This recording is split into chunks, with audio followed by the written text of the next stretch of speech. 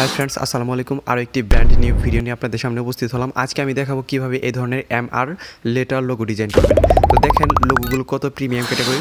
তো এই ধরনের লোগো ডিজাইন কিন্তু আপনি আপনার ফোনের মাধ্যমে করতে পারবেন।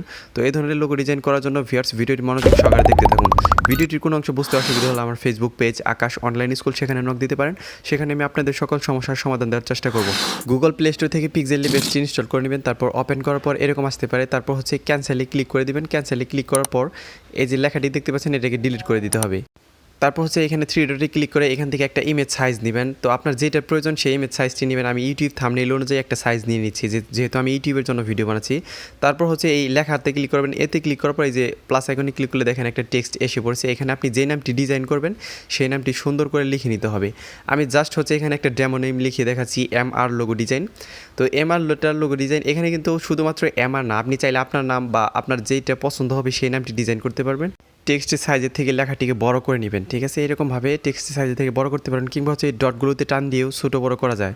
তো ডটগুলোতে টান দিয়ে ছোটো বড় করতে পারেন। যখন এটা ছোটো ছিল তখন কিন্তু এটাকে ধরা যায় না। ফন্টে যাবেন, ফন্টে যাওয়ার পর দেখেন এখানে অনেকগুলো স্টাইলিশ ফন্ট আছে ইংলিশ লেখাটিকে ডিজাইন করার জন্য। কিন্তু আপনি যে ডিজাইনটা করতেছেন সেই ডিজাইনটি করার জন্য নির্দিষ্ট একটি ফন্টের নাম বলে দিচ্ছি, সেটা দিয়ে আপনি এই ধরনের নাম ডিজাইন করতে পারবেন। সেটা হচ্ছে আপনার ইউনিভার্সাল শরীফ। আমি দেখাচ্ছি, গুগল ক্রোম ব্রাউজারে গিয়ে ইউনিভার্সাল শরীফ লিখে সার্চ করলেই সেটা আপনি পেয়ে যাবেন। সেটা হচ্ছে ফ্রিতে আপনি ডাউনলোড করতে পারবেন। আর পিক্সেলল্যাবে কীভাবে ফন্ট অ্যাড করবেন এ নিয়ে আমার চ্যানেলে ভিডিও আছে। আমি ভিডিওর লিঙ্ক ডিসক্রিপশন বক্সে এবং উপরের দিকে তাকান একটা লেখা আসছে আই বাটন, সেখানে দিয়ে দিব, সেখানে ট্যাপ করে দেখে নিতে পারবেন।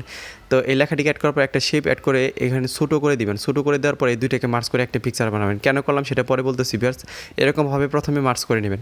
মার্চ করার পর এই লেখাটিকে দেখেন এটা একটু বেশি চড়া হয়েছে, এটাকে লম্বা করার জন্য এরকমভাবে টান দিয়ে লম্বা করে নেবেন। একটু লম্বা করার জন্য কিন্তু ভিউয়ার্স আমি এই ট্রিক্সটি অবলম্বন করলাম। তারপর হচ্ছে একটা শেপ এড করবেন, চার কোণ আকারে শেপ এড করবেন, আর এটাকে নিচে রেখে দেবেন এরকমভাবে, মানে জায়গাটা বের করার জন্য। কারণ হচ্ছে আমি আরেকটি ডিজাইন করব। এটার মাঝখানে যে ডিজাইনটা করছিলাম, MR-এর মাঝখানে যে একটা শেপ তৈরি করছিলাম, সেই শেপটা তৈরি করার জন্য এরকম একটি সুন্দর একটা সাদা শেপ নিয়ে নেবেন।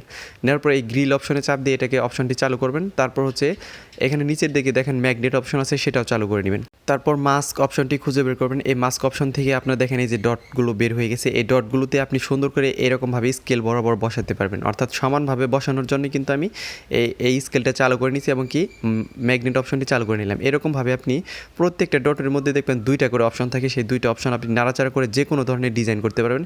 এখন জাস্ট হচ্ছে আমি এই ধরনের শেপ তৈরি করতেছি, ঠিক আছে? আপনি চাইলে কিন্তু লতা পাতা যে কোনো ধরনের ডিজাইন এই মাস্ক অপশন থেকে তৈরি করতে পারবেন। আমার অন্যান্য ভিডিওতে আমি দেখাইছি কীভাবে আপনি প্রফেশনাল এই মাস্ক অপশন দিয়ে কাজ করবেন। তো এখন এই ক্রস অপশনে চাপ দিলে দেখেন একটা ডট চলে গেছে। এখন এটা আউটে দিয়ে দিতে হবে, অর্থাৎ বাইরের অংশটুকু কেটে যাবে, শুধুমাত্র ভিতরের অংশটুকু থাকবে। তো এখন এই গ্রিল অপশনটি অফ করে দেওয়ার পর দেখেন এটা তৈরি হয়ে গেছে। তো আমি যেহেতু ভিডিও করতেছি এই জন্য প্রফেশনালি ভালোভাবে এটা তৈরি হইতেছে না। এখানে আমার তাড়াতাড়ি কাজটা দেখানো লাগতেছে। এটা যদি আপনি প্রফেশনালি তৈরি করতে চান সেক্ষেত্রে আপনার কিন্তু ধীরস্থে কাজ করতে হবে, অনেক স্লোলি কাজ করতে হবে, অনেক ভালোভাবে অ্যাটেনশন দিয়ে কাজ করতে হবে, অনেক মনোযোগ সহকারে। তো ভালোভাবে এরকমভাবে বসাবেন। বসানোর পর হচ্ছে এটাকে দুইবার কপি করতে হবে। আমি দেখাচ্ছি কেন কপি করতে হবে। ফার্স্ট টাইম কপি করলাম, এটাকে আমি কালার দিয়ে দিতেছি বোঝানোর সুবিধাতে, কারণ সাদা কালারের সাথে সাদা কালার ম্যাচিং হয়ে যাবে, কালো কালারের সাথে কিন্তু কালো কালার ম্যাচিং হয়ে যাবে। তো ম্যাচিং যাতে না হয় সেজন্য ভিউয়ার্স আমি এটার কালার রেডি রেখে দিছি। পরবর্তীতে আমি কালারটা চেঞ্জ করে দিছি এডিট করার সুবিধাতে। এখন এটার কালার আবার দিবেন সাদা কালার, ঠিক আছে? সাদা কালারটি দেওয়ার পর এখন এরকমভাবে চিকন একটা শেপ তৈরি করবেন। তো দেখেন লাল যে শেপটা তৈরি হইতেছে সেটা কিন্তু ভালোভাবে তৈরি হইতেছে। এই শেপটা কিন্তু এখনও পূর্ণাঙ্গভাবে তৈরি হয় না। এটাকে ডিজাইন করার জন্য আমি নিচের লেয়ারটিকে যে লাল কালার দিয়েছি সেটাকে কালো কালার দিতে হবে, কারণ হচ্ছে যে আমরা টেক্সচার থেকে কালার দেবো। আমি যে ইন্ট্রোতে যে কালারগুলো দেখাইছি সেরকম কালার তৈরি করব, সেজন্য হচ্ছে এটাকে প্রথমে মার্চ করে আমরা এই শেপটা তৈরি করব, তারপর এটার কালার চেঞ্জ করতে হবে। তো কীভাবে চেঞ্জ করবেন সেই প্রসেসটি আমি দেখিয়ে দিব। প্রথমে এই প্রসেসগুলো দেখেন আপনি কীভাবে এডিটিংটা করবেন। দেখেন এখন কিন্তু সাদা কালারটুকু ইরেজ হয়ে গেছে, কালো একটা সুন্দর চিকন একটা শেপ বের হয়ে গেছে।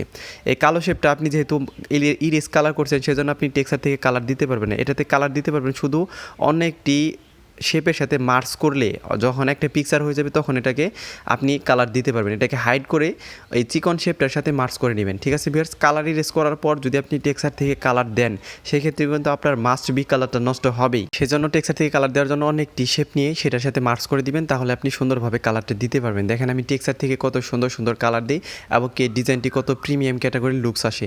এরকমভাবে ভিউয়ার্স আপনি কাস্টম কালারগুলো আপনি গ্যালারি থেকে দিতে পারবেন এই টেক্সচার অপশন থেকে।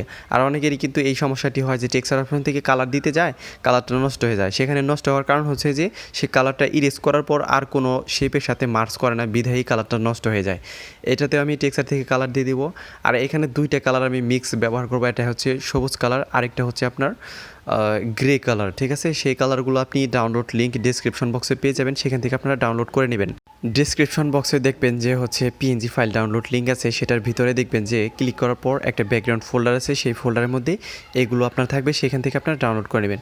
এখন এই দুইটা শেপকে সুন্দরভাবে ভালো করে বসাতে হবে, মানে অ্যাটাচ করে বসাতে হবে একটু স্পেস রেখে। তো আমি প্রথমে এটাকে লক করে নিয়েছি ছোটোটাকে সিলেক্ট করার জন্য, কারণ এটার জায়গা কম, সেটা সিলেক্ট নাও হইতে পারে। এই জন্য কিন্তু সুন্দর করে লক করে নিয়ে তারপরে এই দুইটাকে মার্চ করে একটা পিকচার বানিয়ে নিব, কারণ যে কোনো সময় এটা নাড়াচাড়া লেগে নষ্ট হয়ে যেতে পারে। এখন হচ্ছে যে এমের সাথে এটাকে সুন্দর করে বসাতে হবে, এই জন্য এমটাকে সিলেক্ট করবেন। এমটাকে সিলেক্ট করার পর এই পজিশনের থেকে রিলেটিভ পজিশনের থেকে এটাকে মাঝ বরাবর করে নেবেন, কারণ এটাকে আমাদের কপি করতে হবে।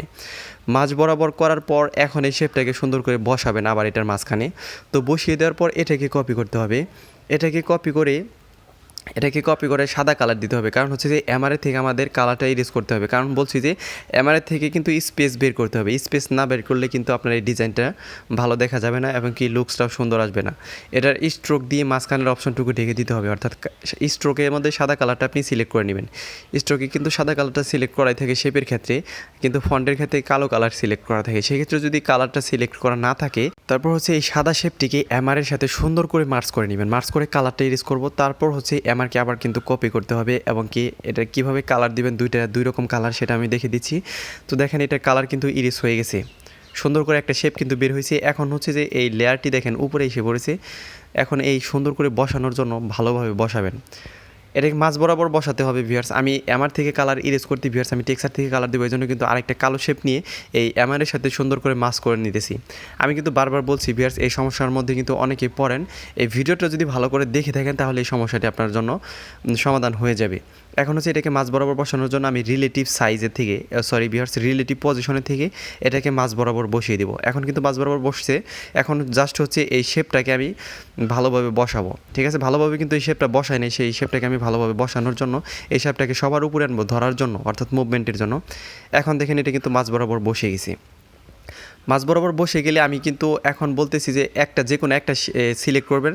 সিলেক্ট করার পর মাস্ক অপশনে চলে যাবেন বা ইরেজার অপশনে চলে যাবেন। আমি ইরেজার অপশনে যাইতেছি। ইরেজার অপশনে যাওয়ার পর এই ব্রাশ সাইজটাকে বড় করে পজিশনটাকে এই করে উপরের বা নিচে যে কোনো একটা অংশ আপনি এরকমভাবে ইরেজ করে নেবেন, ঠিক আছে। কি বলছি, উপর বা নিচে যে কোনো একটা অংশ কাটবেন, দুইটা অংশ নিয়ে কিন্তু এরকমভাবে ইরেজ করবেন না, মানে মুছে নেবেন ইরেজার দিয়ে। ভালোভাবে মুছে নেবেন যাতে কোনো অংশ বাদ না থাকে। ভালোভাবে মুছে নেওয়ার পর এখান থেকে রাইট দিয়ে দিবেন। এখন এটার কালার দিতে হবে টেক্সচার থেকে, অর্থাৎ নিচের অংশটুকু আসছে, নিচের অংশটুকুকে আমি গ্রে কালার দেবো, ঠিক আছে ভিউয়ার্স। এটা কিন্তু উপরের লেয়ার থেকে কিন্তু আমি কালারটা ইরেজার অপশন দিয়ে কেটে নিছি। এখন নিচেরটার কালার দেবো গ্রে এবং উপরেরটার কালার দেবো হচ্ছে গ্রিন কালার। তো সুন্দর করে কালারটা দেওয়ার জন্য ভিউয়ার্স এই কালারগুলো কিন্তু আমি বলছি যে ডাউনলোড লিঙ্ক আমার ডেসক্রিপশন বক্সে থাকবে, সেখান থেকে সুন্দর করে আপনারা ডাউনলোড করে নেবেন। তো আমি এই কালারটা ব্যবহার করতেছি। এটা যেহেতু নিচের অংশটুকু কালো কালো দেখা যাইতেছে, সেই অংশটা আমি কেটে দিলাম। তো দেখেন কত সুন্দর প্রিমিয়াম ক্যাটাগরির কালারগুলো তৈরি হইতেছে। এগুলো কিন্তু আপনি Pixellab দিয়ে সুন্দরভাবে তৈরি করতে পারবেন টেক্সচার অপশন থেকে, আর এই কালারগুলো আপনি ব্রাউজার থেকে ডাউনলোডও করতে পারবেন। এখন নিচের যে লেয়ারটি আছে সেটার কালার কিন্তু টেক্সচার অপশন থেকে দিব। এই সবুজ কালারটি আমি কিন্তু পূর্বে সবুজ কালারটি ব্যবহার করছি, সেই কালারটি আমি এখনও ব্যবহার করব, কারণ হচ্ছে দুইটা কালারের মিক্স আমরা এখানে ব্যবহার করতেছি। এই যে এই কালারটি কিন্তু অনেক সুন্দর দেখা যাইতেছে, অনেক ম্যাজিক্যাল একটি কালার।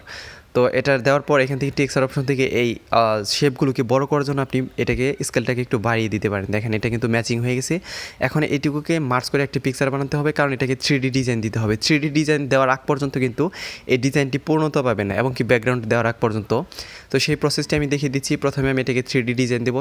তার জন্য হচ্ছে আপনি গ্লোসি টেক্সট দেওয়ার জন্য ইমপ্রেস অপশনটি চালু করবেন। এখান থেকে ডিজাইনটি নষ্ট হয়ে যাবে, তারপর ছোটো বড় করার পর আপনার ডিজাইনটি ঠিক হয়ে যাবে। অনেকের কিন্তু নষ্ট হয়ে যাওয়ার পরে বলে যে এটা নষ্ট হয়ে গেল কেন, এটা সেটা। আসলে কি, এই ইমপ্রেস অপশনটি চালু করার পর অনেকেরই নষ্ট হয়ে যাবে। এটা ছোটো বড় করলে আবার একসময় ঠিক হয়ে যাবে।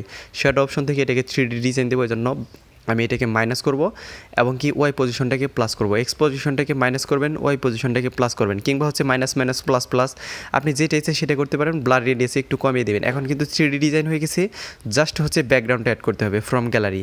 অর্থাৎ ব্যাকগ্রাউন্ড অ্যাড করার জন্য আপনি যদি গ্যালারি থেকে ব্যাকগ্রাউন্ড অ্যাড করেন সেক্ষেত্রে কিন্তু লেখাই আছে যে ফ্রম গ্যালারি। আর যদি শুধুমাত্র কালার ইউজ করেন সেক্ষেত্রে কিন্তু এখানে কালার আছে, গ্রেডিয়েন্টের থেকেও আপনি মিক্স কালার ব্যবহার করতে পারবেন। তো আমি প্রিমিয়াম ক্যাটাগরি ব্যাকগ্রাউন্ড ব্যবহার করতেছি, দেখেন কতটা সুন্দর লাগতেছে এই ডিজাইনটিকে। এখন এটাকে শেয়ার করার জন্য জাস্ট হচ্ছে আপনি মাঝ বরাবর বসানোর পর শেয়ার অপশানে ক্লিক করবেন, এখান থেকে রেজুলেশন বাড়াবেন না, সেভ টু গ্যালারি। ভিউয়ার্স, ভিডিওটি ভালো লাগলে দয়া করে আমার চ্যানেলটি সাবস্ক্রাইব করবেন। ধন্যবাদ সবাইকে ভিডিওটি মনোযোগ সহকারে দেখার জন্য।